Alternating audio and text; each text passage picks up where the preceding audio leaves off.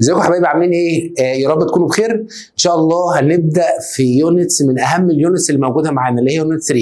لو انت لسه داخل ثالثه ثانوي ولسه بتجرب في المنهج يعني وكان فايتك حاجات كتير، فعايز اقول لك ان يونت 3 ديت من اهم اليونتس اللي موجوده معانا، واحنا هنقسمها بطريقه لطيفه ان شاء الله علشان يعني نوضح كل التفاصيل اللي فيها، لان دي بقى من اليونتس اللي محتاجه شغل ان انت اصلا تبقى فاهم الايه الحكايه والقصه كانت شغاله ازاي. تعالى صاحبي نتكلم بس ونقول لك التفصيله بتاعت يونت 3. يونت 3 دلوقتي احنا هنتكلم، احنا مقسمينها يعني لتوبكس معينه.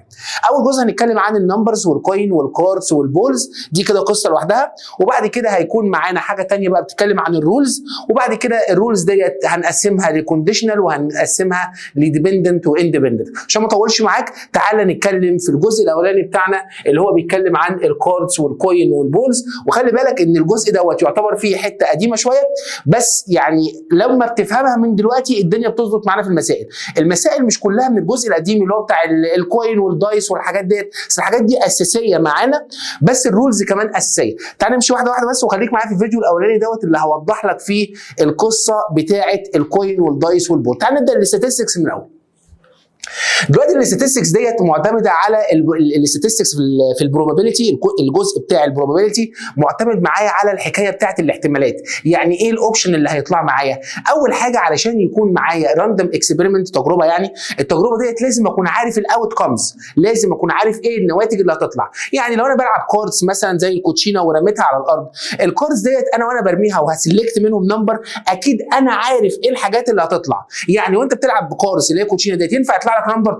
لا، انا معايا الكاردز معروف ايه اللي هيحصل فيها. فاهم حاجه في البروبابيلتي ان انا لازم اكون عارف الاوت كومز اللي هتطلع. طيب انا دخلت امتحان والامتحان دوت كان التوتال بتاعه 20، هل ينفع اجيب انا 21؟ لا، يبقى الاوت كومز اللي عندي، الفول مارك اللي عندي اللي هو كان ال 20. يبقى اهم حاجه في الموضوع ان انا اكون عارف الاوت كومز. تعال نبدا باول حكايه بسيطه خالص معايا. لو انا اول حاجه كان معايا كوين، الكوين ديت زي ما انت عارف كده، الكوين ديت اللي هي زي الجنيه.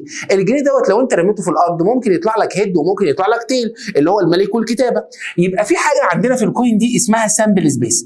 السامبل سبيس ده اللي هو موجود معايا مين؟ اللي هو عباره عن الهيد والتيل. تمام كده؟ يبقى ده كده الاول اوت كومز وكل الحاجات المحتمله ان هي تطلع. ينفع يطلع لك حاجه ثانيه؟ يعني انا برمي كوين ينفع يطلع لك حاجه غير الهيد والتيل؟ لا. يبقى ده كده اسمه عندنا اس اللي هو السامبل سبيس. جميل قوي. لو انا قلت لك بقى عايز البروبابيلتي بتاع الهيد، البروبابيلتي بتاع الهيد ده بقى بتشوف كام هيد من كل الاوت كومز. في كام هيد موجود معاك؟ هو هيد واحد بس، كل الاوت كومز كانوا موجودين كام واحد؟ 2. يبقى الاجابه 1/2. طب لو انا عايز البروبابيلتي بتاعت التيل برضه هتكون 1/2. جميل جميل. طيب لو انا قلت لك بقى معايا 2 كوينز، يعني انا دلوقتي رميت 2 كوينز، ايه الاوبشن اللي ممكن يطلع لك؟ لو انت رميت 2 كوينز فممكن يطلع معايا ايه؟ ممكن معايا يطلع هيد وهيد، يعني هما الاثنين يعني رميت المره الاولانيه طلع لي هيد، والمره الثانيه رميتها طلعت هيد. طب ممكن يطلع لي هيد وتيل. طب ما كان ممكن يطلع لي تيل وهيد، او ممكن كان يطلع لي تيل وتيل. في اي اوبشن عندنا تاني غير الكلام ده؟ بصراحه لا، دي اخر حاجه كانت موجوده.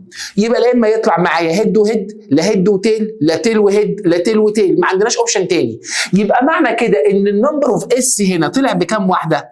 زي ما انت شايف كده النمبر اوف اس هنا طلع معايا 4 احتمالات. الان اس دي علشان نجيبها نعمل ايه؟ نشوف كل الاوت كومز ونعملها باور العدد. يعني هو انت اصلا الكوين ديت فيها كام احتمال؟ احتمالين، هيد او تيل. انت رميتها كام مره؟ رميتها مرتين. يبقى لو انا عايز النمبر اوف اس، الفور دي جت ازاي؟ انا عملت 2 باور 2. ال2 دي اللي هي الهيد والتيل، وانا عملتها باور 2 عشان رميتها مرتين.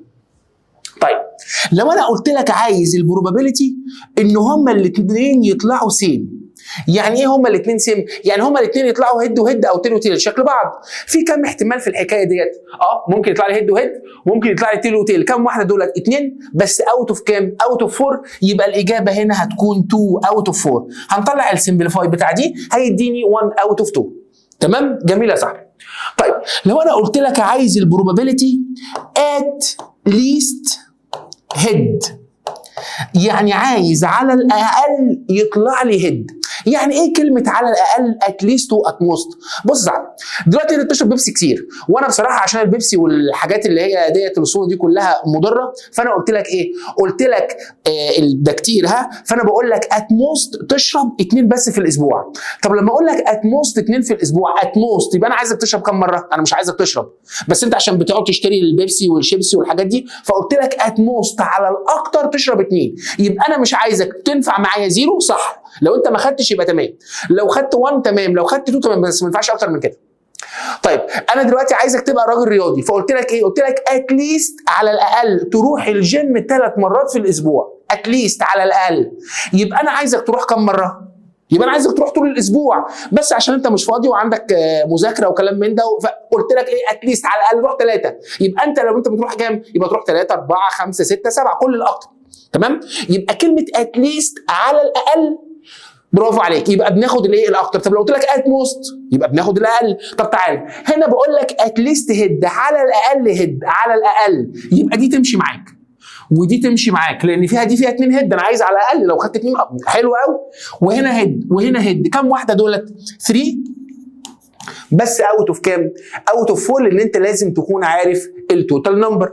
طب ما تيجي نقول بقى ان انا رميت 3 كوينز.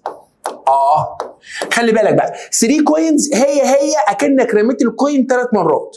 لو انا رميت الكوين 3 مرات ايه اللي ممكن يحصل؟ تعال نوضح لك الموضوع ده بقى واحده واحده. بص يا صاحبي، اعتبر معايا ان دي الكوين، فاول احتمال معايا كان ممكن يطلع لي هيد او ممكن يطلع لي تيل. انا رميتها اول مره، ممكن يطلع هيد او تيل، صح كده؟ طيب انسى الجزء ده بقى.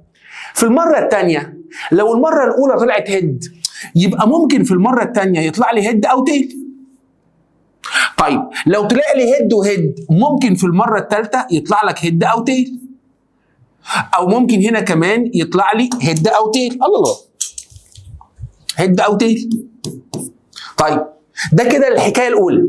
طب ما انا كان ممكن في الاول اصلا يطلع لي تيل، يبقى ممكن في المره الثانيه يطلع لي هيد او تيل، وبعد كده بقى في المره الثالثه كان ممكن هنا يطلع لي هيد او تيل، وهنا ممكن يطلع لي هيد او تيل. طب انا عرفت التوتال ده ازاي؟ هو انا لسه قايل لك ان الان اس دوت اللي هو عدد السامبل سبيس. اجيبه ازاي؟ اشوف اصلا الاوت كامز كام واعملهم باور عدد المرات. هو اصلا الاوت كامز هنا كانوا كام؟ كانوا 2، واحنا رميناهم كام مره؟ 3. يعني الان اس هنا المفروض تطلع معايا 2 باور 3، و2 باور 3 دي تديني 8. يعني انا المفروض يطلع معايا 8 احتمالات. مين هم بقى ال8 احتمالات بتوع الاس؟ تعال نكتبهم.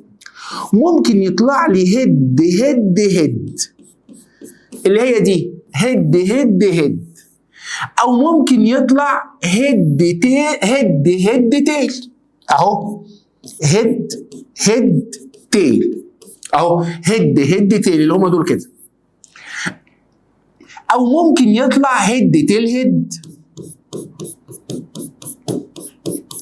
او ممكن يطلع هيد تيل تيل.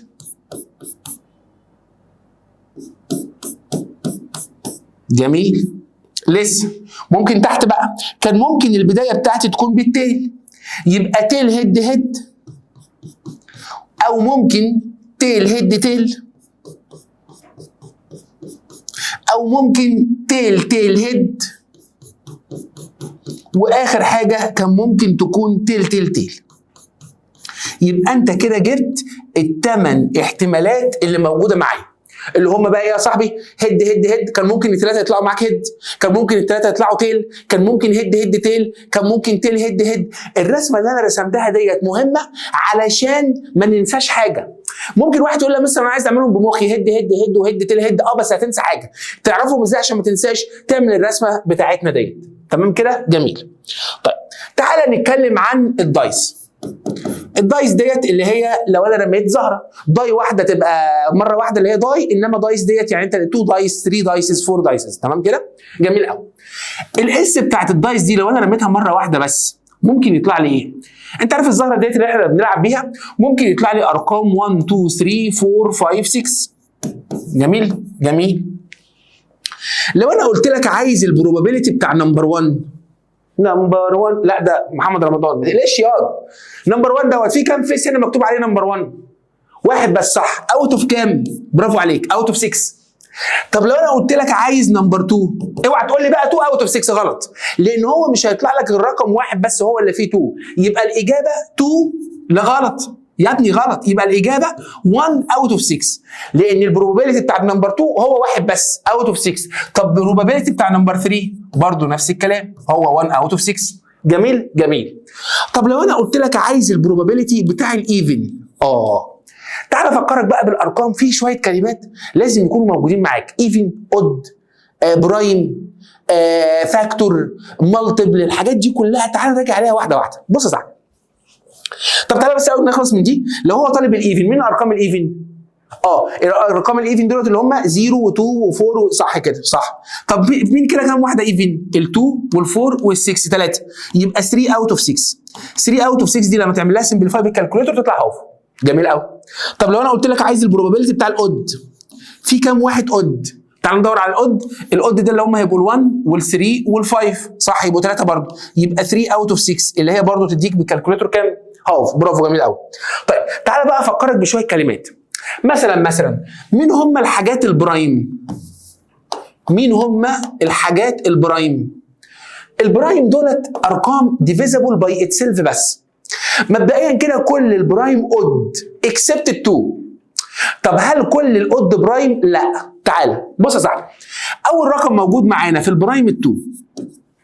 طب الرقم اللي بعديه نمشي بقى الارقام الاود ونشوف مين فيهم يكون ديفيزبل مع 1 ونفسه بس، يعني ليه 2 فاكتورز بس. طب سيبك من كلمه 2 فاكتورز والكلام ده. بص يا صاحبي، هو ال2 دي الوحيده اللي ايفن وفي نفس الوقت برايم.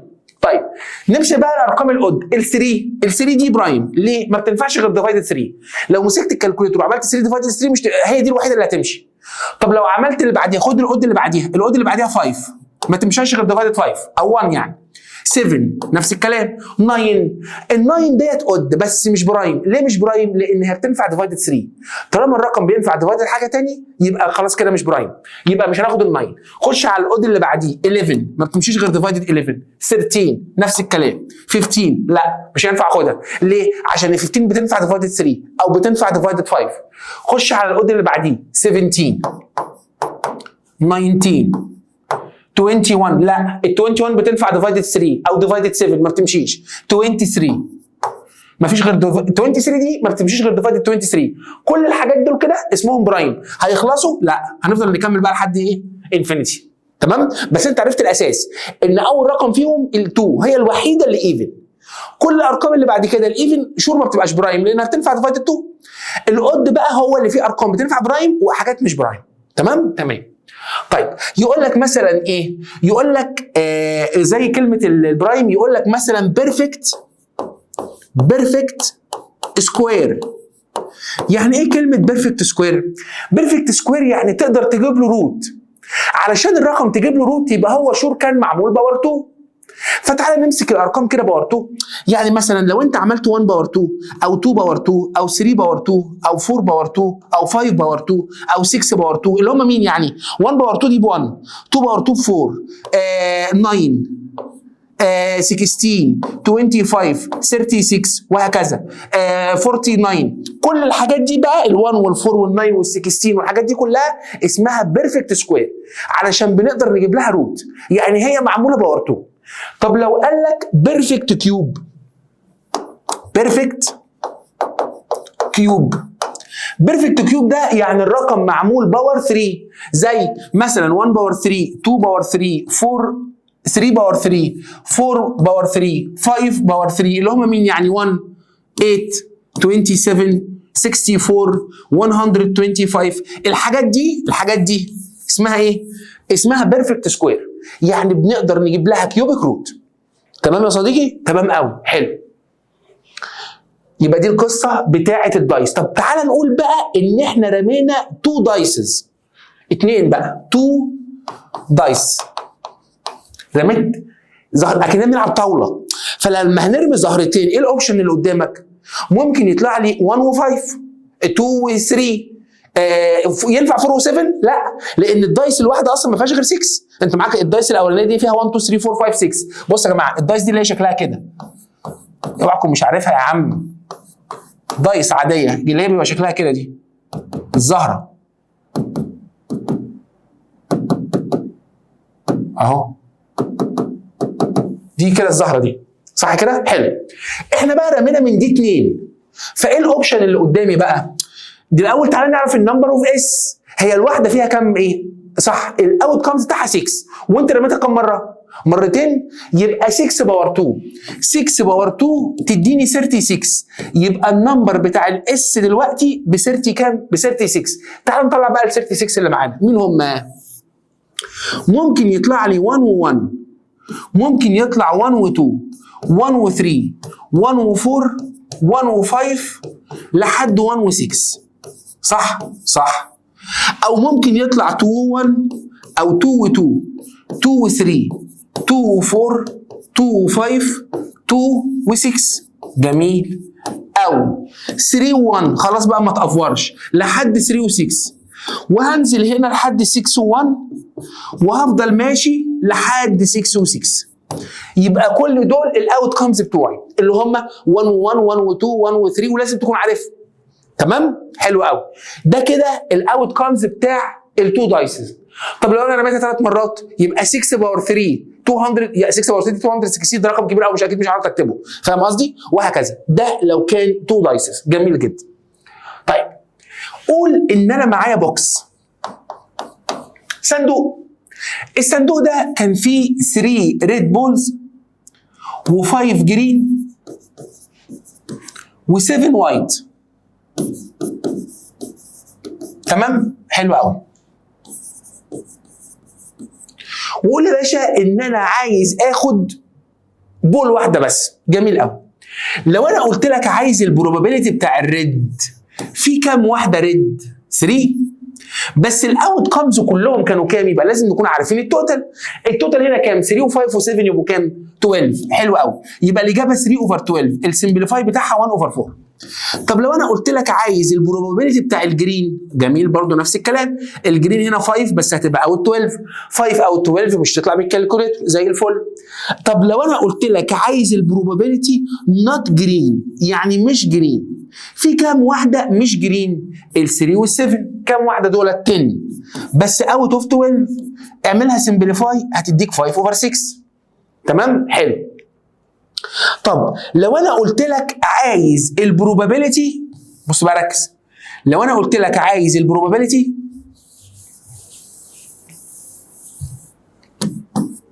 نوت بلاك.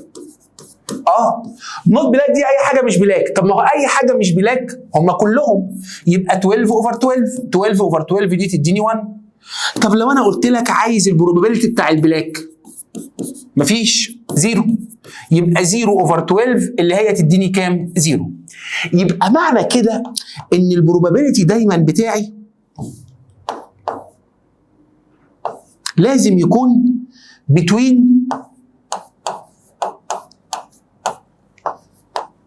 ال1 وال0. يبقى البروبابيلتي دوت رقم ما بين ال0 وال1، لان انت لو انت جبت التوتال بروبابيلتيز كلهم وخدتهم هتبقى التوتال اوفر التوتال، التوتال اوفر التوتال دوت يبقى لازم الاجابه تبقى ب1، او ممكن ما تاخدش حاجه خالص يبقى الاجابه تبقى 0 اوفر التوتال اللي هي تديك 0. يبقى البروبابيلتي دايما من 0 لحد 1. ال0 ده هنسميه impossible event، وال1 ده هنسميه sure event او certain event او certain. تمام؟ حلو. البروبابيلتي بقى ده ممكن يطلع رقم ما بينهم في النص، اللي هو يديك مثلا ايه بقى 0.1، 0.2، 3 اوفر 5، 7 اوفر 11. المهم ان لو اداك فراكشن لازم النيوميريتور اللي فوق يكون اصغر من الدينومينيتور. تمام كده؟ حلو قوي. هديك بقى حته هنا مهمه قوي، ودي تريكايه جدا بقى ايه في ثالثه ثانوي معانا. ايه هي؟ لو انا كاتب لك 2 بولز واحنا هناخدهم من بوكس، ركز بقى معايا. البوكس ده فيه بولز، معانا 4 ريد ومعانا 6 جرين مثلا، وانت هتسحب من هنا 2 بولز one after the other. يعني احنا دلوقتي البوكس معانا فيه 10، ركز معايا، الصندوق اهو يا صاحبي. الصندوق ده فيه كام كوره؟ فيه 10، فيه 4 ريد وفي معاك 6 ايه؟ جرين. تمام؟ واحنا هنحط ايدينا وناخد بول. وبعد كده ناخد واحده ثانيه. السؤال بقى، في عندي احتمالين هنا. هل واحنا بنحط ايدينا في التو بولز دولت انا قلت لك with replacement ولا without replacement؟ عشان دي هتفرق معايا. كلمة with without هتفرق. طيب تعالى نقول ان احنا قلنا with ديت يعني ايه؟ يعني انا بعد ما حطيت ايدي وخدت الكرة تمام، بصيت عليها كده لقيتها حمراء، هرجعها تاني بقى في البوكس وبعد كده ناخد الكرة التانية ونبص عليها، دي كده with. انما لو احنا قلنا without يبقى انا بعد ما حطيت ايدي وخدت الكرة وبصيت عليها رميتها وحطيت ايدي تاني. تعال نبص بقى واحدة واحدة. لو انا قلت لك ان انا التو بولز اللي هاخدهم من هنا هما الاثنين ريد، بس انا قلت لك with replacement يعني انا رجعت. السؤال، اول مره لما احط ايدي هيبقى في كام واحده حمراء هنا؟ دول الحمراء هم. في كام واحده حمراء؟ 4. هنعملها اوت اوف 10 بس ملتبلاي بقى الاحتمال الثاني. مش انت رجعت الكره؟ لما رجعت الكره هاخد واحده ثانيه هتطلع ايه؟ هو عايزها ايه؟ لونها ريد، يبقى 4 اوت اوف 10. لحد كده تمام؟ تمام. طب قول ان انا خدت التو بولز دولت بس انا قلت لك الفيرست ريد، ركز في الكلام، الفيرست ريد والسكند جرين. انا حددت ان الاولى هي اللي ريد والسكند هي اللي جرين. جميل قوي. يبقى انا هبدا بالريد، يبقى 4 اوفر 10 هعملها ملتبلاي. انت رجعت ولا ما رجعتش؟ رجعت. جميل. يبقى الثانيه هتبقى 6 اوت اوف 10. ليه يا مستر؟ عشان دي الريد ودي الجرين. جميل قوي. طيب تعال نقول بقى ان احنا عملناها وزاوت ديت يعني احنا ما رجعناش. تعال نقول ان هما الاثنين ريد. فاول مره لما خدت الكره كانت ريد، كانت 4 اوت اوف 10 بس انا بعد ما خدت الكوره ال4 دي رميتها. لما حطيت ايدي تاني بقى في كام واحده ريد؟ 3 صح كده؟ والتوتال كمان نقص، بقوا كام واحده؟ 9. ضن حلو. تعال نقول بقى ان انا خدت التو بولز بس ما كانوش هما الاثنين ريد، واحده ريد وواحده جرين، وفي نفس الوقت انا without يعني ما رجعتش. فتعال نشوف. فاول مره لما خدتها ريد كانت 4 بس انا قلت لك ان الفيرست ريد والسكند ايه؟ جرين. فانا قلت لك 4 اوت اوف 10 بس انا ما رجعتش، يبقى العدد اللي تحت ده نقص. بس في الكره الثانيه بقى انا خدتها جرين، الجرين كانوا 6 ما لهمش علاقه بالقسم.